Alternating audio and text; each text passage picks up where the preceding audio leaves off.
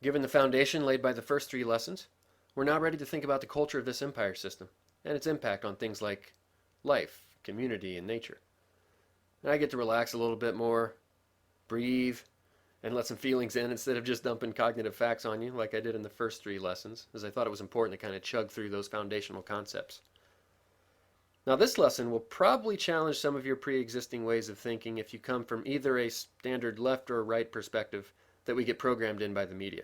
I think both of those are designed to distract us. I hope we can work through that to come to the truth.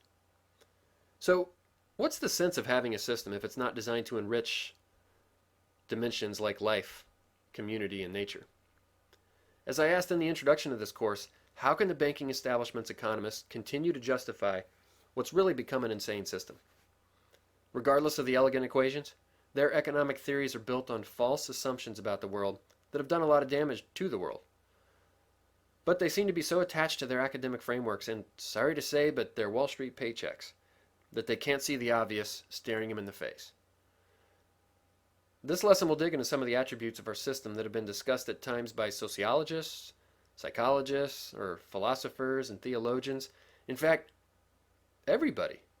I mean, anyone who's not an Ivy League economist.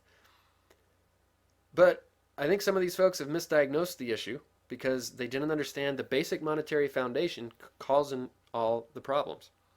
And it's this issue of P is less than P plus I. The foundational mathematical inequality upon which our system is built. It's completely unstable.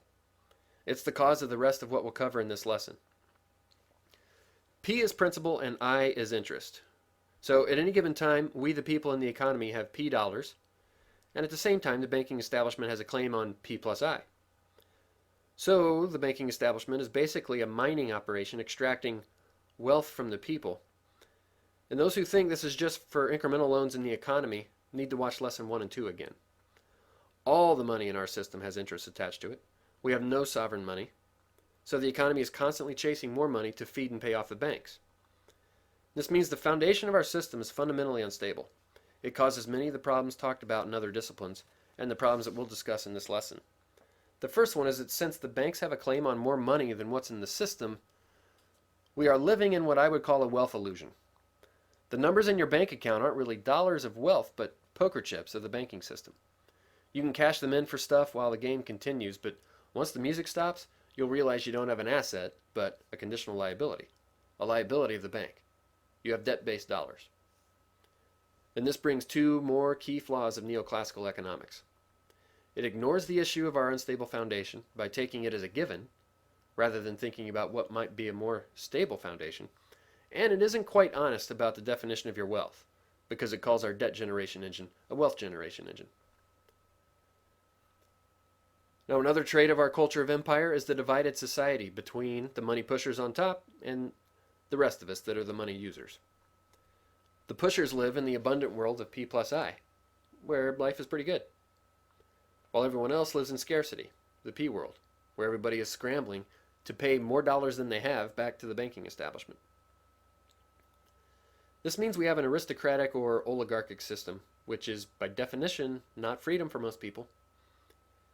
Now, we're still trained to think we have freedom and we don't have a class-based society in the US, or an aristocracy, but it's just not true. This financial aristocracy pulls wealth from the masses without the need for knights or other archaic ways like kings did in the past. Now it just happens automatically because of the banking and legal system. So this means not only are we living under a wealth illusion, but also a freedom illusion. This is difficult to detect while the system is inflating because most people feel good and ignore the fact that they have a ruling class or aristocracy. You know, the music's cranking, the beer's flowing, the shoppers are shopping, but that doesn't change the fact that we're living in a tiered society. And once the system stops growing, it'll become real clear. This is really important to understand because freedom has gotten a bad rap as all the problems caused by our monetary system are chalked up to freedom. And it gets blamed for the sorts of things we'll be covering in this class. Nothing could be further from the truth. We are not living in a free market. We are not living in freedom. We are locked in a broken monetary system that requires us to behave in damaging ways. Do you really think a free people would have built this system? Don't let the aristocracy blame you and your supposed freedom for the problems their system has caused. And then don't let them use it to justify even more top down control over you. Again, the problem is the monetary prison they designed to control everyone else. Now, another result of this monetary system is exponential growth. The system must grow perpetually, exponentially, as you can see in this exponential equation. Now, this is I don't know, it's a slight problem maybe, because Earth is finite and humans are not robots. It can't go on forever. And this causes all the problems associated with perpetual industrialization, increasing consumerism and endless shopping malls, and perpetual resource consumption. Now, this is a picture of what used to be gorgeous Appalachian Mountains in Kentucky, and they've been literally turned into a wasteland. All of these problems are necessary because of our system. People like to blame the masses for this. No, not at all. We must do this. We are hostage to a broken system. Blame the folks who built the system. Don't blame each other. If we don't continue shopping and buying more cheap stuff from China, well, we lose our jobs, companies go out of business, we can't pay for our kids' college, and on and on. We have to do those things. Now, the other symptom of this problem is exponential debt growth. It's no accident that states are bankrupt. It's no accident that the politicians keep increasing the debt ceiling either. They must do this. Our system is built on ever-increasing debt. Our money supply can only grow if our debt grows, thanks to the Fed monopoly system. And this guaranteed debt growth causes guaranteed inflation. That's why the dollar is worth pennies compared to what it was 100 years ago. And guaranteed inflation results in guaranteed deflation. We got a taste of that in 2008, and much more is coming, probably sooner rather than later. And that guarantees more bankruptcies and foreclosures. In fact, those are guaranteed even during inflation, because there's never enough poker chips or bank money for everyone to be able to pay off their debts. Remember from lesson 2, there's always more debt than money. But once deflation sets in, there's no end to the number of people who will face default.